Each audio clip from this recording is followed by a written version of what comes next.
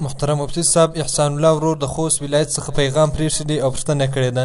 پوښتنه په دې ډول وایي که یو څوک د خوب تر مخه آیت الکرسي یا سورة الملک په یاد بېله اوداسه ووایي دا خو به کومه ګناه نه لري. مهرباني وکړئ محترم مفتي صاحب که ورته ځواب ووایاست. حامدا و مصلیا اما بعد.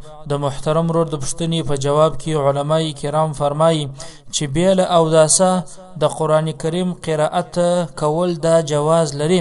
لهذا په مسؤله صورت کې کچیر یو کس د خوب در مخه بېله اوداسه آیات الکرسی تلاوت کې یا سورة الملک وایي نو دا د لپاره جواز لري، پر دې باندې کومه ګناه نشته. البته په اوداسه سره تلاوت کول دا مناسب عمل دی، دا په هغه صورت کې دی په یاد وای مګر شی د قرآن کریم سره د تلاوت کوي نو بېله اوداسه قرآن کریم ته لاس وړل دا جواز نه لري. صحیح البخاری جلد اول صفحه 104، حلبی کبیر صفحه 250، فتاوای هندیه جلد 5 صفحه 319. والسلام علیکم ورحمة الله وبرکاته.